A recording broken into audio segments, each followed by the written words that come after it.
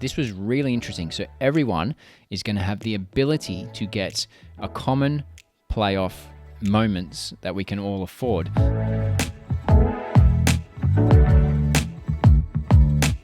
Hey guys, welcome to another video. In this one, we're going to get through all the latest news from NBA Top Shot, including playoff packs, rookie packs, pack requirements, and the Cool Cats Master Challenge winding up, and much, much more. Let's get straight into it. I hope you all got a pack today from the stress test, a big stress test, 100,000. I'm not sure yet what they were testing, but I'm sure we'll find out sooner or later. I got Gary Harris, Anthony Davis, and Eric Pascal.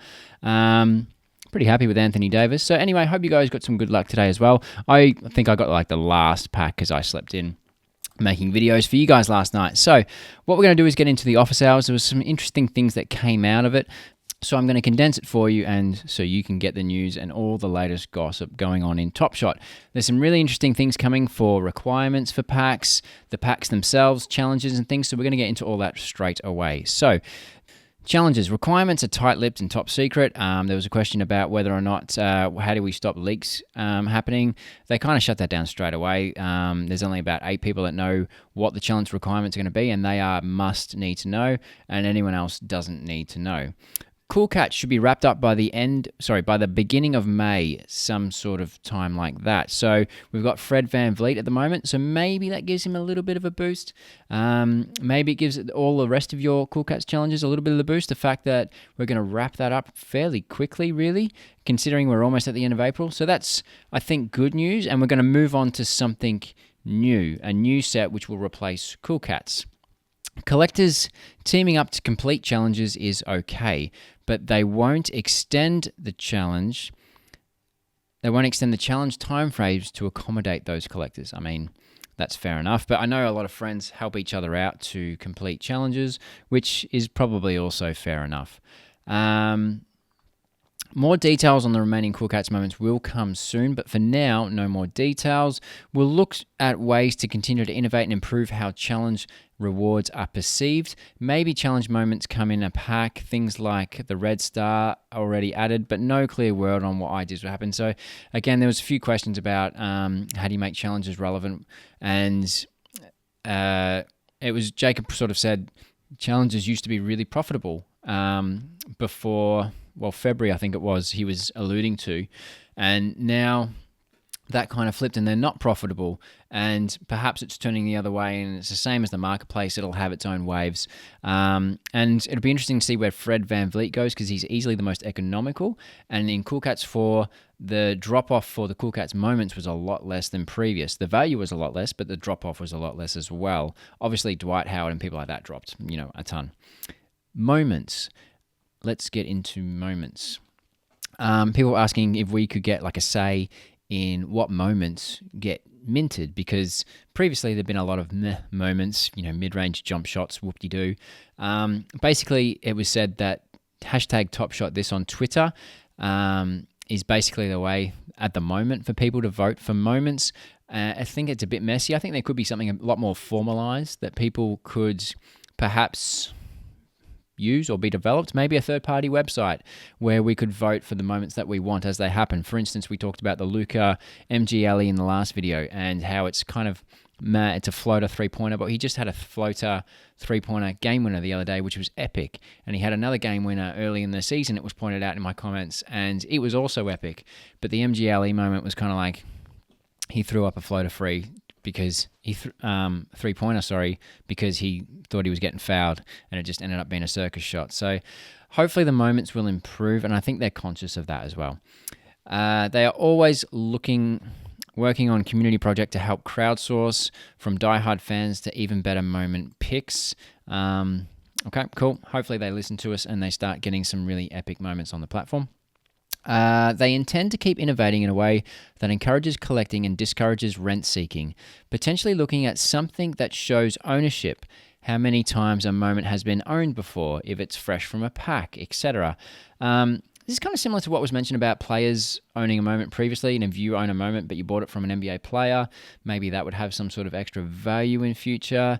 I kind of like this idea. If you open it from the pack and maybe it's kind of like a house if you're like the only owner, or a car if you're the only owner of the car. Maybe it's got a bit more value at selling time because it hasn't been owned by like a dozen people and flipped a dozen times. I'm not sure if that actually holds value, if the market would react that way, but interesting that they're looking at that. That's fair enough.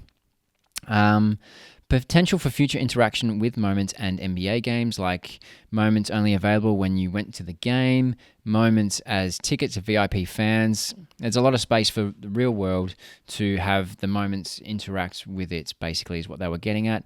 I don't really like the NBA game bit because I'm in Australia and there's no chance I'm getting to an NBA game anytime soon, but that's just me.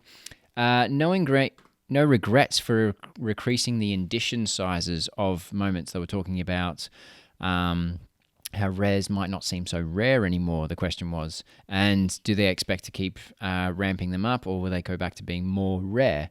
Jacob basically said at the time, well, rare, before we got a massive influx in users, was almost overkill at the time. And now, because they've increased the sizes, almost but not quite proportionally with the increase of users, they might not seem as rare, but in 2-3 years' time, long term, which is what they're thinking, they're probably going to still be quite rare, even though there's, say, 2,000 All-Star moments or something like that. So they expect to increase moments of, what is common, what is rare, and what is legendary. That expect those mint counts to increase, basically expect them to increase. Long-term post-beta, the plan is to allow support for trusted users to transfer moments out of their Top Shot accounts into non-custodial wallets. So yeah, again, that's a long-term out of beta thing. Regarding the team and the site, the team is still scaling up. They're hiring lots of people. That's fine. They're releasing a new blog, which came out today, actually, the state of Top Shot. Some interesting stats about how in January there was only 4,000 or 5,000 users. I might be getting that completely wrong. And now we're talking about 400,000 users. The stress test today was for 100,000, and that was snapped up pretty quickly.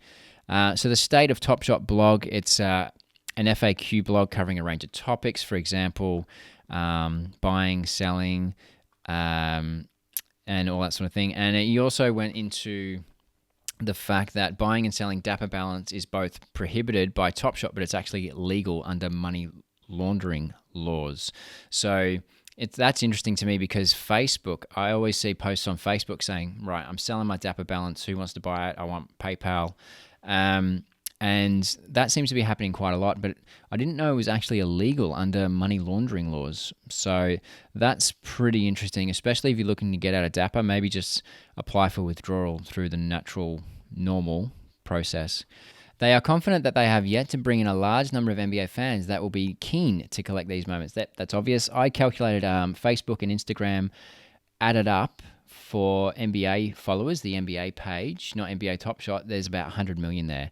And if I'm running a marketing campaign, which is kind of the industry I'm working in, and you get a 1% conversion, that's 1 million people. Can you imagine if they ran one marketing campaign for growth, which they say they're not doing anytime soon, for growth, and you get 1 million new users when we're currently sitting at 400,000? I mean, just think about that. There is definitely a lot of NBA fans that aren't on the platform. We all know this, and that's why we believe in it so much. Baller status. Going to release something more dynamic than the current baller status.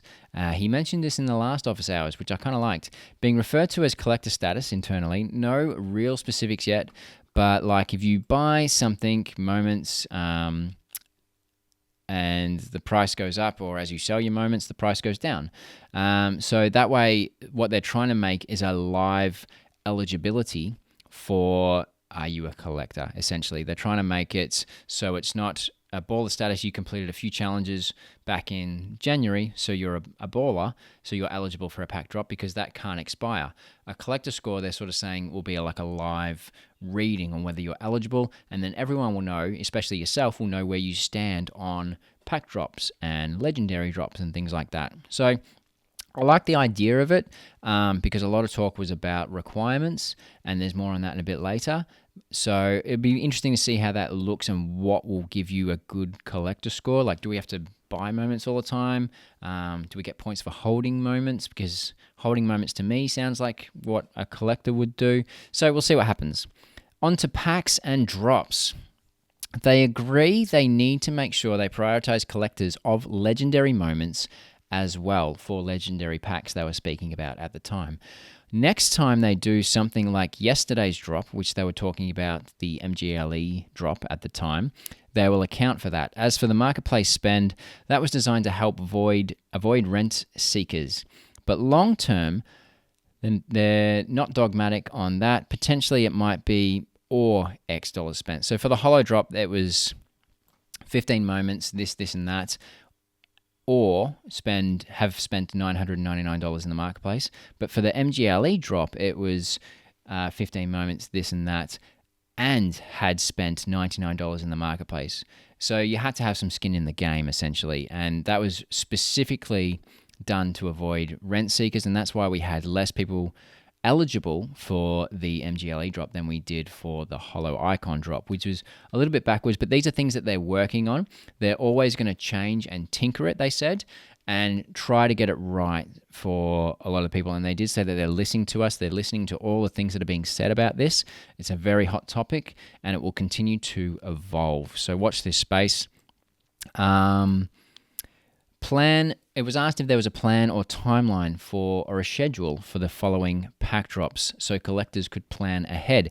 Now, if you've been watching this channel, I know you've been thinking about the playoffs because that's where I think you're going to get the most historical, contextual, memorable moments in NBA Top Shot, the playoffs. And this kind of backs up my theory. The planned timeline schedule for drops so collectors can plan ahead. They don't have one. They're kind of doing things on the fly. But Jacob did outline the following. Right now, for Series 2, we are still definitely going to get another holo icon drop. We knew that. For sure, definitely, we are going to get more premium pack drops. We might get an all legendary rookie drop, and he said there's a 50-50 chance of that. We are likely to get a playoff-related legendary drop, highly likely, actually, he said. We might be getting a rare playoff drop at some point. That one, he said, was 50-50. And we are very, very highly likely to get common playoff drops. This was really interesting. So everyone is going to have the ability to get a common playoff moments that we can all afford. So again, I think they've done this in tiers. They've got commons, rares, and legendaries. And I think it's great. We're all going to have a chance to get some really nice playoff moments. So hopefully I think they'll share the love that way. So I think that's a nice little plan. I presumed, based on looking back at what happened last year, they were going to do a lot, and it's a real opportunity for them to gear up organic marketing, not growth marketing, but organic word of mouth marketing, and get some loyal collectors. And I think that's how they're going to play it. I could be wrong, but I think that's how they're going to play it. I don't think they're going to do a national TV ad. I just think they're going to, like the Showcase Challenge, make some organic activities that really spreads the word. The Pie in the Sky plan is Monday, Thursday drops with different rarity on them. We've said this a few times, but of course, the release schedule is more on the fly now because the growth kind of hindered that schedule and that plan moving forward when we hit the moon in February. Should see communication on the remaining Series 1 moments sometime in the near future, as in potentially by the end of the month. So the Series 1 moments that Top Shot are still holding. They plan to release them in a fair and equitable way. Let's move on to marketplace topics. Using sites that give marketplace alerts for moments that are good value is allowed. So we're talking Momentranks, we're talking Live Token, we're talking the snipe tools. They are all good as long as they don't buy the moment for you. So Live Token and Momentranks, they basically say there's a moment here, it's up for grabs for this price, and you click and it sends you straight to that moment, but you still physically have to say buy now on the Top Shot sites. That is completely fine with Top Shot as long as you had to physically click the buy it now button on the Top Shot price, that's fine. But if a computer's doing that faster than a human possibly can, that's not okay. And that's where Top Shot has drawn the line on the sniping tools. And I think that's fair enough. So we're using extensions quite a lot. We're using external third-party websites to analyze and identify moments that we want to buy at a price that we want to buy them at. And that's cool. but you have to physically buy it on the Top Shot site using the normal buy now button. So I think that's a fair line that has been drawn there. Marketplace rollout, so the slow ramp up after drops, isn't a perfect solution but has been working short term. Not having it would jeopardize the market stability as everyone rushes to buy the same similar moment. So this was another hot topic. We obviously had the Fred VanVleet challenge drop during the MGLE drop.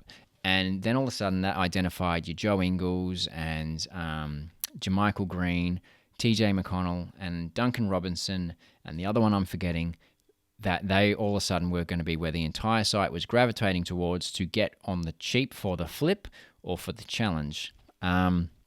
Both very valid strategies. But what they're saying is if they were to just do it while the marketplace was fully open, everyone going for those same moments at the same time would crash the market. And I hadn't quite thought about it this way, but I mean, and the cooldown, I mean, you get to buy 1 moment per 60 minutes. I'm not sure if that can be done outside of a pack drop rather than some people getting first choice and other people not, well, having to wait basically and watch the price go up because they can't do anything.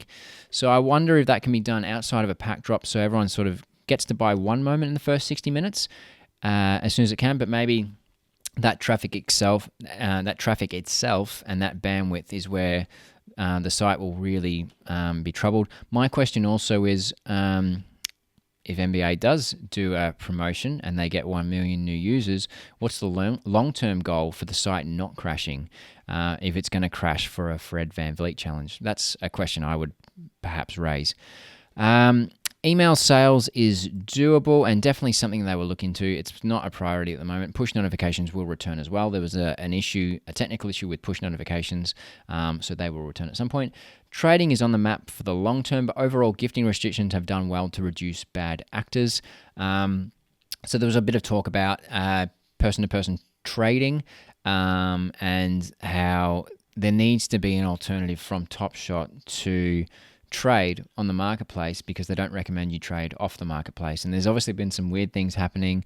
We saw a LeBron James finals moment go for peanuts when it's worth thousands. And then also there's some funny stuff going on just in general in the marketplace. So I think these are functions that they're listening to and they're going to come up with in terms of supporting us with person-to-person transactions.